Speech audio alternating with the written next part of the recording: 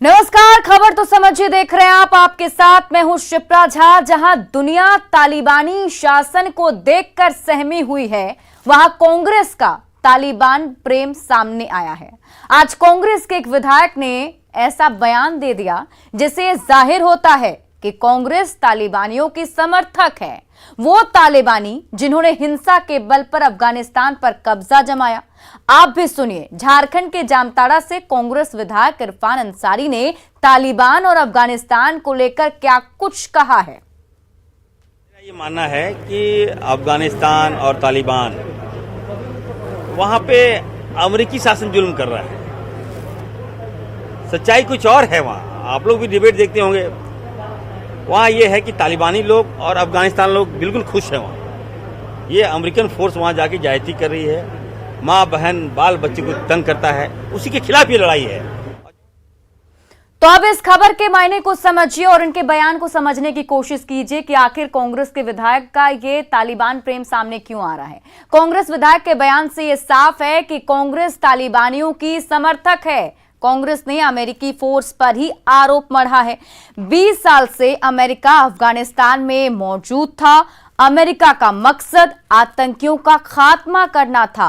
तालिबान आतंकियों का पनाहगाह है। अमेरिका के वर्ल्ड ट्रेड सेंटर पर आतंकी हमले के बाद अलकायदा सरगना ओसामा बिन लादेन को तालिबान ने पनाह दे रखी थी। अमेरिका ने उससे ओसामा को सौंपने के लिए कहा, लेकिन तालिबान ने इनकार कर दिया था। तालिबान का एक बार फिर दुनिया के सामने चुनौती बनकर खड़ा है। भारत के लिए तालिबान एक बड़ा खतरा है। अमेरिकी फौज के हटने के बाद खतरा और भी ज्यादा बढ़ चुका है। मानवाधिकारों का खुलेआम उल्लंघन हो रहा है।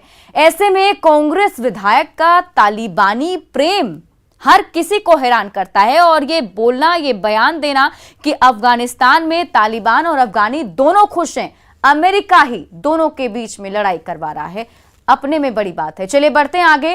कांग्रेस विधायक इरफान अंसारी के बयान को लेकर बीजेपी ने कांग्रेस से स्थिति को साफ करने की मांग की है। बीजेपी के प्रदेश अध्यक्ष दीपक प्रकाश ने कहा कि कांग्रेस का असली चरित्र सामने आया है। विधायक के द्वारा तालिबान का समर्थन करने का बयान बेहद ही दुर्भाग्यपूर्ण है। ये पूरे पार्टी की मानसिकता को दिखाता है। तालिबान ने इस्लाम की गलत व्याख्या कर लोगों से उनके मानवाधिकार छीन लिए, महिलाओं से समानता का अधिकार छीन लिया, उनके काम करने पर पाबंदी लगा दी। आप ऐसे अगर संगठन का समर्थन कर रहे हैं जिसे प्रजातंत्र पे नहीं ऑटोक्रेसी पर पूरे तरीके से विश्वास है, तो ये आपके पार्टी की सोच को दर्शाता है। कांग्रेस के चलते ही कांग्रेस इस देश का जब आजादी के बाद इस कांग्रेस के चलते ही देश का विभाजन हुआ था और आज वो चरित्र फिर से दिख रहा है। तालिबान के संदर्भ में, तालिबानी के बारे में, ये देश की जनता को ठगने वाली सरकार है, पार्टी है। कौन सा कांग्रेस और कांग्रेस का चरित्र, एक भी कांग्रेस का आदमी उसका भर्त्सना नहीं कर रहा। देश के दुश्मन है ये जो कांग्रेस के जो विधायक है, जो तालिबानी के बारे में जिन्होंने टिप्पणी किया है, समर्थन किया है। और अब बात विवादों के गोपाल की। जनता दल यूनाइटेड के विधायक गोपाल मंडल की एक शर्मसार करने वाली हरकत सामने आई। मर्यादा तोड़ने वाली ये तस्वीर गुरुवार की है, जब जेडीयू के गोपाल मंडल रात पटना से नई दिल्ली जा रहे तेजस राजधानी एक्सप्रेस में सफर कर रहे थे। इस दौरान वो ट्रेन में सिर्फ बनियान और अंडरवियर में टहलते दिखे। तस्वीरें आपके सामने भी हैं, देखिए।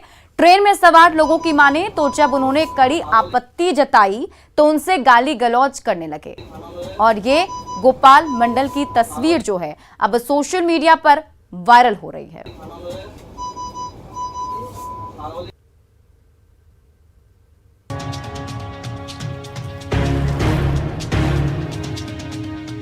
तेजस राजधानी के अंदर अंडरवियर और बनियान में टहलते ये हैं विवादों के गोपाल, यानी गोपालपुर के जेडीयू विधायक गोपाल मंडल। विवाद और जेडीयू विधायक गोपाल मंडल साथ साथ चलते हैं, कभी विवादित बयान देकर तो कभी अजीब हरकतों की वजह से। ये अक्सर विवादों में ही रहते हैं। एक बार फिर जेडीयू के दबंग विधायक विवादों में हैं। दरअसल गोपाल मंडल तेजस राजधानी एक्सप्रेस के A1 कोच में अंडरवियर बनियान में घूम रहे थे। ट्रेन में यात्रा कर रहे यात्रियों ने जब इस पर आपत्ति जताई तो विधायक के साथ ही उनके समर्थकों ने भारी हंगामा कर दिया। मामला सुलझाने की बजाय विधायक जी यात्रियों को ही समझाने लगे। आखिरकार दीनदयाल उपाध्याय रेलवे स्टेशन पर पहुंची आरपीएफ की टीम ने मामले को शांत कराया। जब हर ओर किरकिरी होने लगी तो विधायक जी ने अजीबोगरीब सफाई दे डाली। ये बात सच्चाई है। 60 साल हमारा उम्र होता है, 4 बार मैंने एमएलए बन चुका हूँ और हम सब आदमी हैं, ऐसा नहीं है। शौक था हमको, कोनो अथी गर्मी का टाइम था, जंघिया और गंजी में टहलते। अब विशेष परिस्थिति में दौड़ के लेट्रिन चला गया। इसी बात कोई महिला नहीं थी, कहीं कोई महिला थी ही नहीं। गोपाल मंडल की अजीबोगरीब सफाई को पीड़ित प्रहलाद पासवान ने नकार दिया है और उन्होंने गोपाल मंडल पर बदसलूकी और मारपीट का भी आरोप लगाया है। प्रहलाद पासवान ने गोपाल मंडल के खिलाफ नई दिल्ली रेलवे पुलिस थाने में मामला दर्ज करा दिया है। बाथरूम गया, उधर से लौटे, अपने सहयोगियों को बताया, फिर चारों मेरे पास आए, हाथापाई किए, मारी पीट, गाली गलौज, अभद्र व्यवहार। मेरा मतलब पूरा जाति सूचक शब्दों से किसी ने पता कर लिए होंगे कि जरा इसका चार्ट देख के बताओ कौन सा जात है, कौन नाम है, तो उसको कह के पूरा और गंदा पानी पिलाने का भी उन्होंने हमको काम किया। गोपाल मंडल की इस अजीबोगरीब हरकत पर जल संसाधन मंत्री संजय झा ने कहा है कि पार्टी उनसे पूछेगी कि क्या हुआ था। वहीं बीजेपी नेता शाहनवाज हुसैन ने गोपाल मंडल को ट्रेन में पूरे कपड़े पहनने की नसीहत दी है। ना मैं जरूर बता सकता हूँ, हमारी पार्टी या हमारा जो नेता है वो बिल्कुल सभ्य व्यवहार, सब आचरण पब्लिक प्लेस में अदरवाइज भी करे, ये तो जरूर हम लोग अपेक्षा रखते हैं। खास करके जो जनप्रतिनिधि है उनसे तो और ज़्यादा अपेक्षा रहता है कि ये उनका जो कंडक्ट और बिहेवियर, लेकिन जरूर जानकारी हम लोग लेंगे। ट्रेन तो घर नहीं होता, ट्रेन घर पे आदमी किसी भी कपड़े में रहे, लेकिन जब पब्लिक में जाते हैं तो उनको व्यवहार में एक मर्यादा स्थापित करनी होती है। ये कोई पहला मामला नहीं है जब भागलपुर से जेडीयू विधायक गोपाल मंडल का विवाद से नाता जुड़ा हो। गोपाल मंडल के बयान इतने विवादित रहे हैं कि उन्हें विवादों का गोपाल कहा जाने लगा है। न्यूज़ 18 के लिए दिल्ली से अमितेश के साथ पटना से संजय और अमित कुमार की रिपोर्ट। और अब इस खबर के मायने को समझिए। ट्रेन एक सार्वजनिक जगह है जिसमें हजारों लोग सवार होते हैं। जेडीयू विधायक ने मर्यादा का पालन नहीं किया। खास तौर पर एक विधायक को सार्वजनिक जगह पर इन सब मर्यादाओं का ख्याल रखना चाहिए। वैसे ये पहला मामला नहीं है जब भागलपुर से जेडीयू विधायक गोपाल मंडल का विवाद से नाता जुड़ा हो। कुछ दिनों पहले गोपाल मंडल ने डिप्टी सीएम तारकेश्वर प्रसाद पर अवैध वसूली का आरोप लगाया था और इसी साल मार्च महीने में उन्होंने कहा था कि लड़ाकू आदमी हैं, लाठी रहती है झाड़ देंगे, रिवॉल्वर रहता है ठोक देंगे। बांका के बौसी में जमीन हथियाने पहुंच गए, जहां स्थानीय लोगों ने उन्हें घेर लिया और काफी देर तक बंधक भी बनाए रखा। कोरोना काल में लगी बैरिकेडिंग को भी हटा दिया था। जब उनसे पूछा गया तो उन्होंने कहा कि मैंने जानबूझकर बैरिकेडिंग नहीं हटवाई। इसी साल जुलाई में कोरोना काल में पूजा को लेकर भागलपुर के बूढ़ानाथ मंदिर में हंगामा किया था। तो कुल मिलाकर यूं कहें कि विवादों से गोपाल मंडल का पुराना नाता रहा है। हालांकि स्पीकर ने कह दिया है कि मामला संज्ञान में आता है तो विधायक की आचार समिति है, इस मामले को देखा जाएगा। तो आप इसी से समझ सकते हैं कि गोपाल मंडल की तस्वीर जब वायरल हुई और उनसे जब बयान पूछा गया इसके बारे में तो किस तरीके से उन्होंने इसको लेकर जवाब दिया है। बढ़ते हैं आगे। आरजेडी ने मुख्यमंत्री नीतीश कुमार के सामने पार्टी ऑफिस के लिए ज्यादा जमीन की मांग रखी है। आरजेडी का तर्क है कि उनके पास सबसे ज्यादा विधायक हैं लेकिन दफ्तर के लिए जमीन सबसे कम है।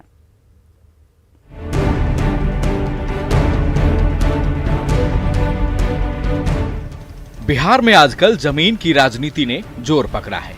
ये जोर राजनीतिक जमीन मजबूत करने की नहीं है, ये मांग हो रही है सरकारी जमीन की, ताकि दफ्तर बढ़ाकर राजनीति बड़ी की जा सके। आरजेडी के प्रदेश अध्यक्ष जगदानंद सिंह ने इसी साल के मार्च महीने में भवन निर्माण विभाग के सचिव को पत्र लिखा था और पत्र के जरिए प्रदेश कार्यालय के संचालन के लिए जमीन की मांग की थी। ये लोगों ने नहीं दिया, लेकिन आज जगह है, खाली है, इसलिए हमने कहा कि ये 14,000 वर्ग फुट हमको दे दो। तो 20,000 और 14,000 34,000 वर्ग फुट। मैं बराबरी की बात नहीं कर रहा हूँ, क्या जरूरत है हमको। जगदानंद सिंह का तर्क है कि आरजेडी राज्य में सबसे अधिक विधायकों वाली पार्टी है। विधानसभा में आरजेडी के 75, बीजेपी के 74 और जेडीयू के विधायकों की संख्या मात्र 43 है। न्याय का सिद्धांत कहता है कि आवंटन बराबर का होना चाहिए, लेकिन ऐसा नहीं हुआ।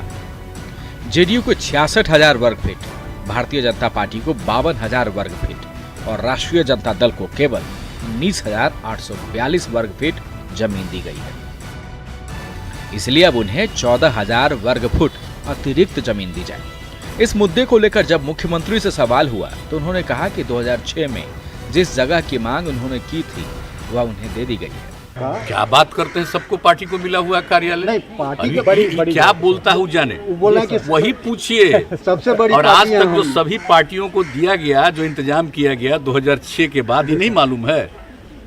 सारी जो रिकॉग्नाइज पार्टी जो उसको कभी दिया है ये लोग, ये जमीन तो हम ही लोग न दिए हैं, जो चॉइस किया वही न मिला हुआ है। तो भला बताइए, आसमान से लाया जाएगा जमीन वहाँ?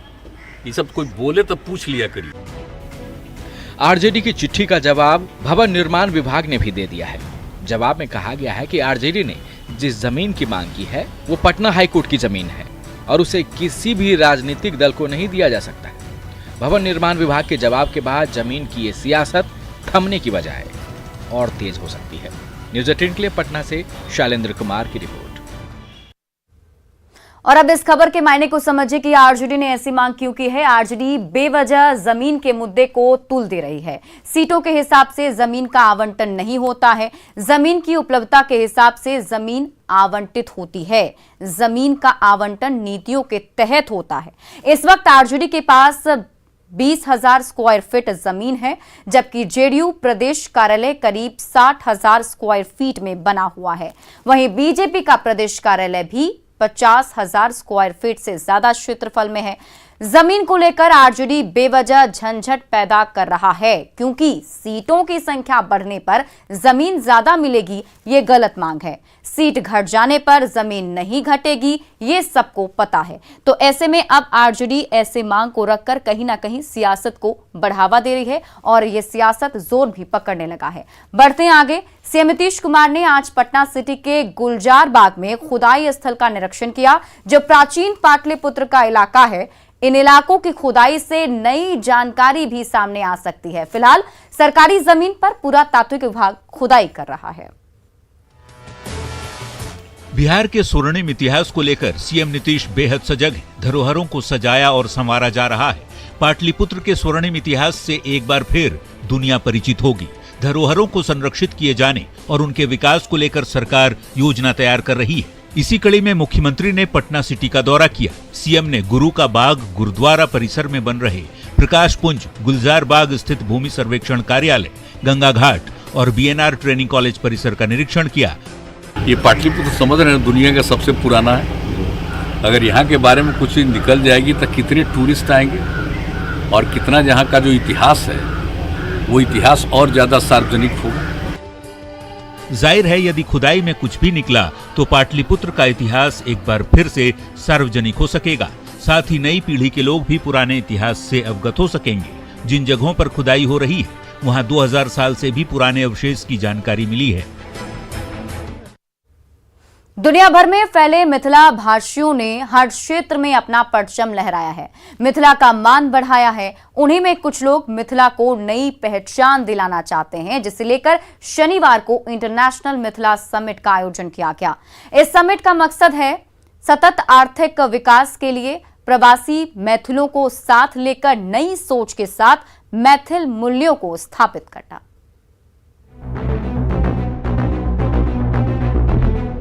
इतिहास, संस्कृति, समाज, भाषा, अर्थशास्त्र, प्रभाव, उद्यमशीलता, कृषि और विस्तार। शनिवार रात 8 से 11 बजे तक आयोजित इंटरनेशनल मिथिला समिट में कई बड़ी हस्तियां शिरकत करेंगी, जिसमें 30 सबसे बड़े मैथिल अचीवर्स भी शामिल होंगे।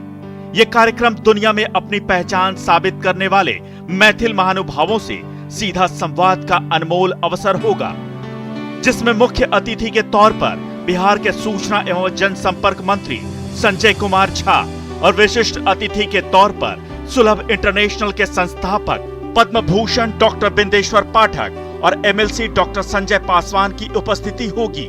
कार्यक्रम में जर्मनी से जुड़ेंगे कॉन्सुल ऑफ इंडिया हैम्बर्ग के वाइस काउंसिल गुलशन ढींगरा और अंतर्राष्ट्रीय स्तर पर योग, आयुर्वेद और अध्यात्म की नई अलग जगह रहे डॉक्टर राजेश मिश्रा। वहीं अमेरिका से जुड़ेंगी भारत एफएम की माला झा और कंसस स्टेट यूनिवर्सिटी अमेरिका के scientist doctor Prakash Kumar Jha. Summit में आर्थिक विकास और उद्यमशीलता, संस्कृति, इतिहास, भाषा और सामाजिक बदलाव और विकास जैसे 3 विषयों पर 3 अलग अलग सत्र में व्याख्यान और संवाद होगा, जिसमें संस्कृति के उत्थान में मीडिया की भूमिका समझाएंगे न्यूज 18 के managing editor Brajesh Kumar Singh. International Mithila summit में जर्मनी और ब्रिटेन जैसे देशों से मैथिल कलाकारों की खास प्रस्तुति भी देखने लायक होगी।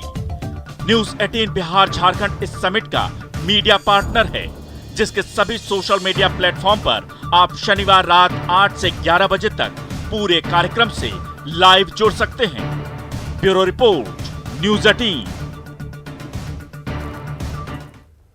आज से झारखंड विधानसभा का मॉनसून सत्र शुरू हो चुका है। पहले ही दिन शोक प्रकाश के दौरान विपक्ष ने बवाल काट दिया, जिसके बाद ये साफ हो चुका है कि आगे भी भारी हंगामे के आसार हैं।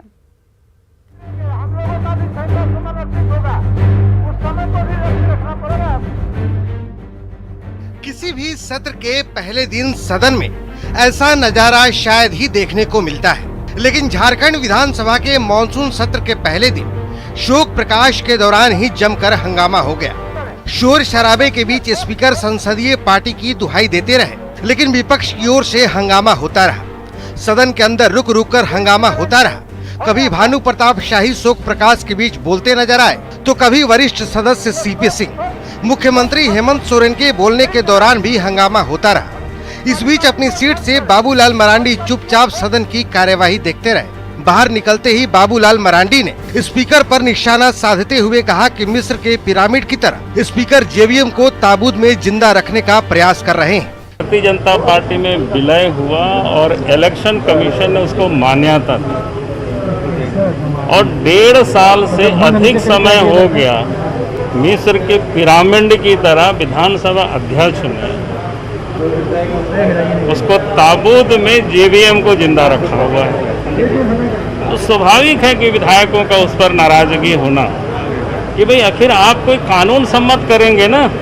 शोर शराबे के बीच विपक्ष की एकता भी टूटती नजर आई। ऐसा तब हुआ जब मुख्य सचेतक विरंची नारायण अपने दल की तरफ से शोक प्रकाश पढ़ रहे थे और उसी बीच बीजेपी विधायक मनीष जायसवाल ने आपत्ति दर्ज करा दी। मनीष जायसवाल ने कहा कि बाबूलाल मरांडी के सदन में होते वो शोक प्रकाश नहीं पढ़ सकते।